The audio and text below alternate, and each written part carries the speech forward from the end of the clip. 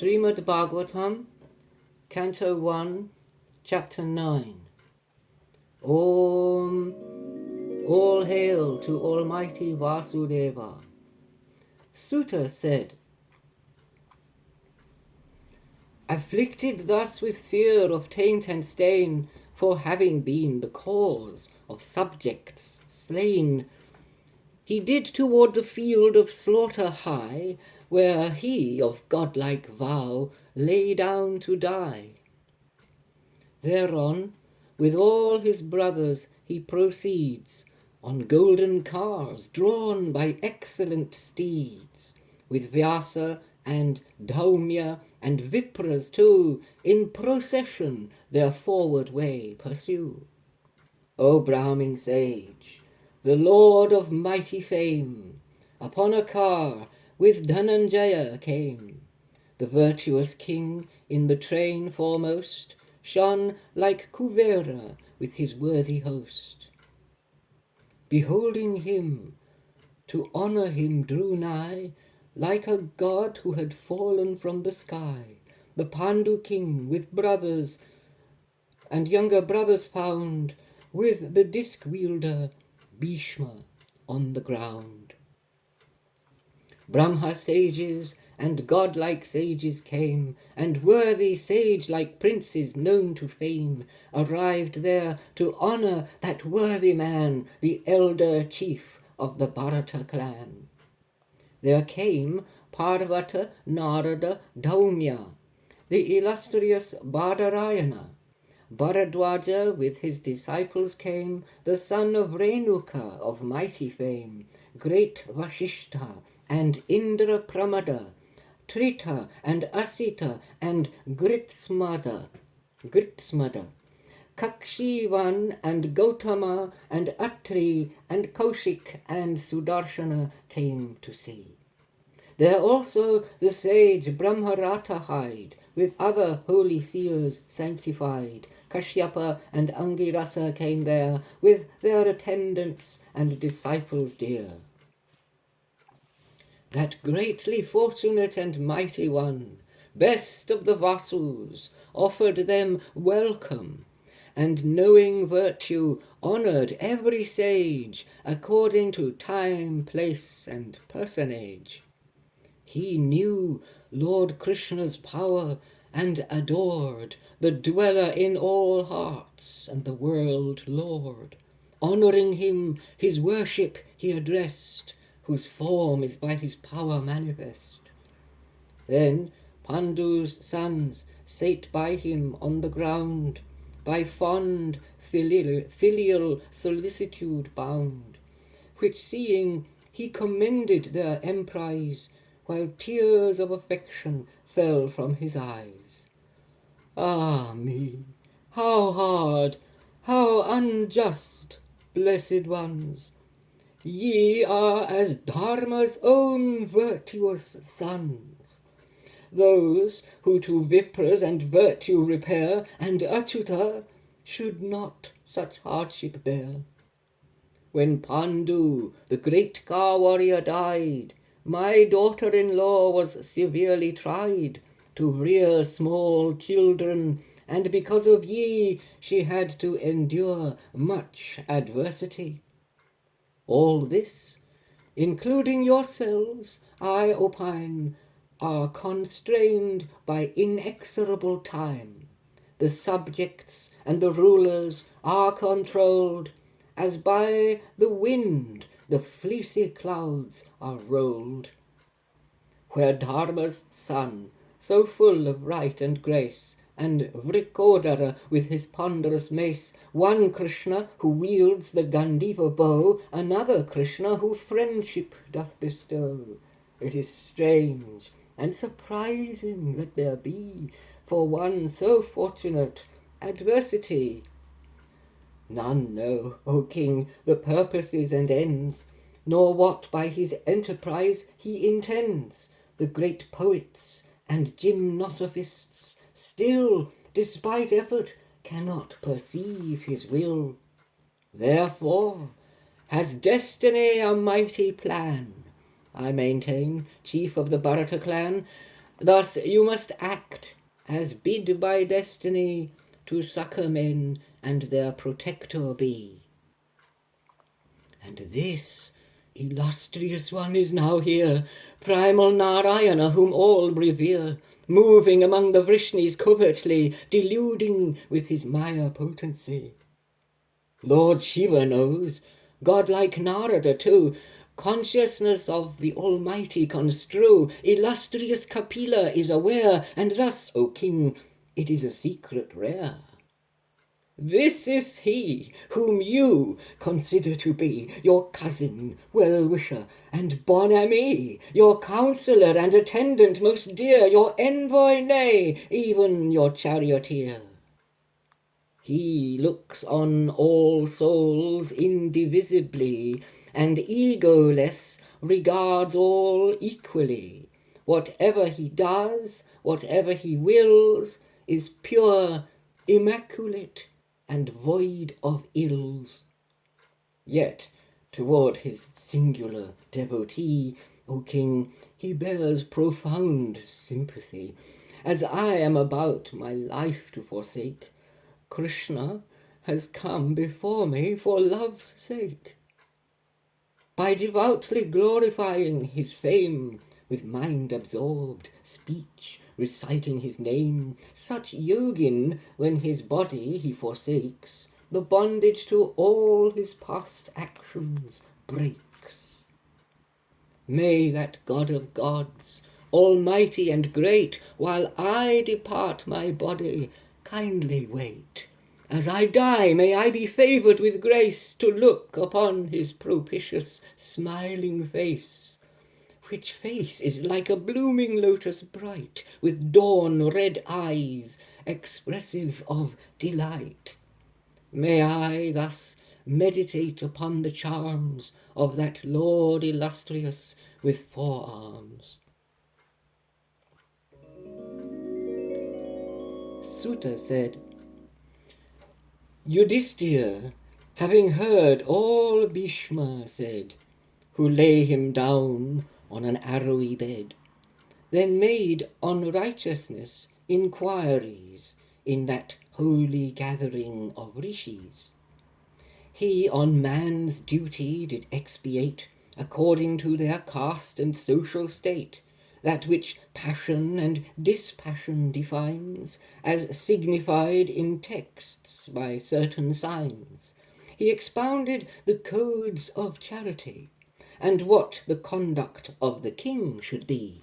He told of salvation in varied parts, and duties of women also in parts. He discoursed on devotion above all, and in particular and general. He told of righteousness, gain, and desire, and how the soul salvation may acquire. He was thus acquainted with intricacies, and recounted the ancient histories. While there on righteousness he did discourse, the sun entered upon his northern course, a time awaited by great yogins still, who die in accordance with their own will. That leader of thousands so much had said, and then his exposition concluded. His mind with externals became unmixed, while his gaze on the primal one he fixed. There Krishna stood, glorious, with 4 arms, clad in bright yellow, radiating charms. Then deep contemplation he did maintain, washed of all ill, and purified of stain, of all the weariness and wounds received in the fierce encounter. He was relieved, and with senses withdrawn, as there he laid, as he was dying, to Janardana prayed.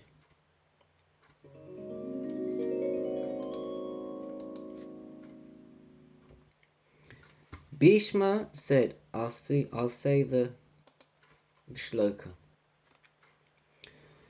Shri Bhishma Uvacha iti matirupakalpita vitrishna bhagavati satvata pungave vibhumni swasukam upagati kvachit vihartum prakritimupeyusi yad bhava pravaha.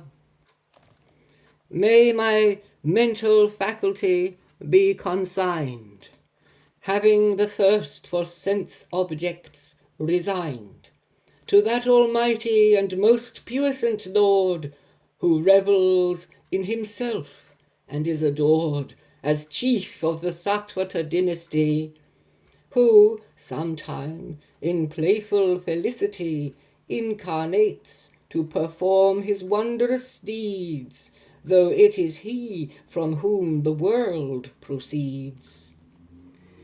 Tribhuvanakamanam tamalavarnam ravikaragoravara ambaram dadhani vapuralakakulavratananabjam vijayasake ratirastu me navadya. May I have fond attachment and hold dear that cherished object of the triple sphere, unmotivated, free from vain desire. Oh, may I love for Vijaya's friend acquire, whose person is dark as the tamala tree, whose raiment shines with luminosity like the sun's bright refulgent golden rays, which contrasting his sweet beauty displays, whose countenance like a lotus unfurls, beautified with straying loosened curls. Yutitudagarajo vidhumra vishwak kachalulita shramavaria lankritasye mama nishita sharai vibidyamana tvachivila satkavachestu Krishna Atma. While on the field of battle he remained, his curly locks dishevelled were disdained by clouds of dust, upraised by tramping steeds. His face was dewed with perspiration beads. On his body his armour bright of sheen received the onslaught of my arrows keen with martial ardour. Thus he favoured me. May my soul firm in that Lord Krishna be. Sapadi saki vacho nisamya madhye Nijaparayor balayoritam niveshya Stitavati parasaina kayurakshna Hritavati parthasake ratirmamastu. Directed by his friend, he drove the car toward the hostile forces in the war, and when that mighty lord had there arrived, his antagonists were of life deprived by his mere glancing on the hostile train. May I in love with Partha's friend remain. Vyavahita pritana mukam nirikshya swajanavadad vimukasya dosha buddhya kumati maharadatma vidyayas charanarathi paramasya tasya mestu. And when his friend the hostile host surveyed, who were his own kinsmen, he was dismayed, and was by error and folly confused, and the stern engagement would have refused. But him the Lord with divine wisdom cheered. May his feet be with love by me revered. Swanigamam apahaya mat pratigyam ritam adikartum avapluto ratastaha dhritarata charano bayachalagur haririva hantum ibham gatotariyaha. In order to fulfill my earnest vow, his own resolution did disavow, and leapt he from his car in mighty rage, and reared his discus ready to engage, like a fierce lion on his prey intent assails the regal tusker elephant. And, as he did before me, forward bound, his upper garment trailed along the ground.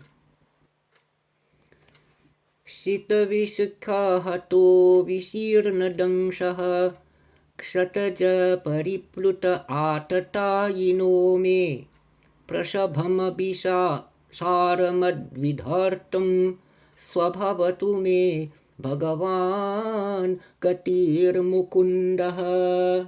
Ah, me, confronting him upon the field, I launched my sharp arrows and smashed his shield, and wounded him, which roused his angry mood, and drew from him a stream of sanguine blood.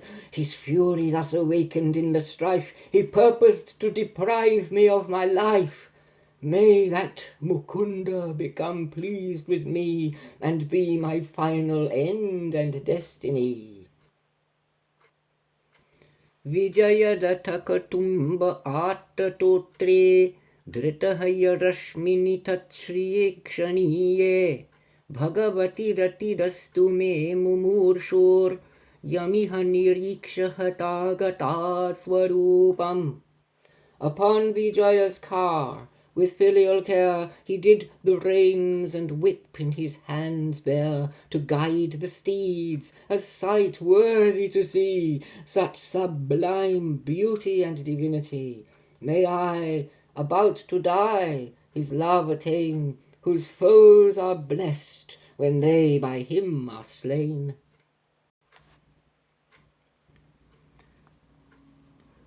Lalit गतिविलास वल्गुहास Pranay निरीक्षण कल्पितोरुमाणाः कृतमनुकृतवत्य उन्मदान्दाः प्रकृतिमगन् किल यस्य गोपवध्वः.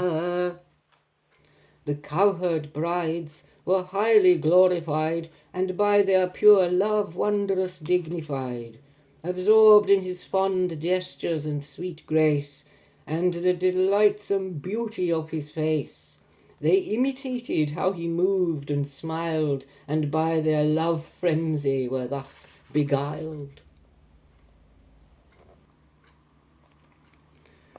मुनिगणनृपवर्य संकुलेन्तः सदसि युधिष्ठिर राजसूय येषाम् अर्हनमुपपेद ईक्षणीयो मम दृशि गोचर एष आविरात्मा. In the concourse of great sages and kings, when Yudhisthira preferred his offerings, in the grand sacred Rajasuya rite, all onlookers were filled with vast delight. There he received first honour, as was due. Lo, now he stands before my direct view. तमिममहमजं शरीरभाजां हृदि हृदि दिष्टितम् आत्मकल्पितानां प्रतिदृशमिव नैकधार्कमेकं समधिगतोऽस्मि विधूतभेदमोहः.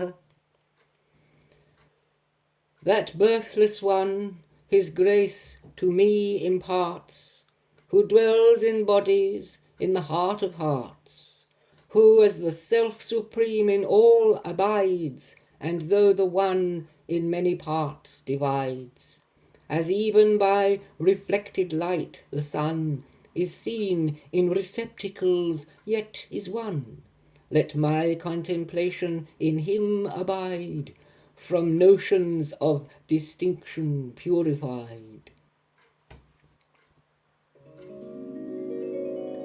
Sutta said,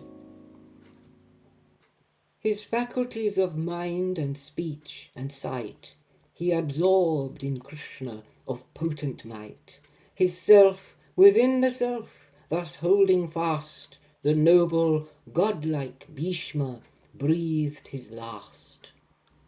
When all those gathered there had understood that Bhishma had attained beatitude, absorbed in Brahman of taintless delight, became silent like birds at full fall of night.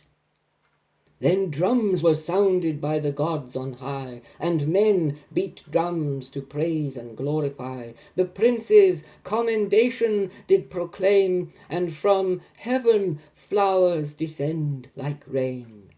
When of his obsequies the rites were done, Yudhisthira, O thou worthy Bhrigu's son, as dues were paid and rituals were o'er, indulged his grief 3/4 of an hour. The sages thereon praised Krishna's high fame, and revelled in the wonder of his name, each holding Lord Krishna within the heart, again to their hermitages depart. Thereupon Yudhisthira with Krishna came back to Elephantopolis again, consoled his uncle with all courtesies, and Gandhari strict in austerities.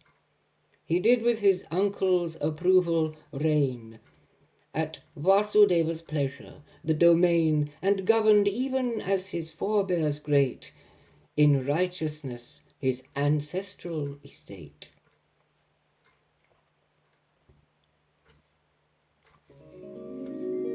Thus ends chapter 9 in book 1 of the great and glorious Bhagavat Purana, the text beloved of swan-like saints, sung by the son of Vyasa.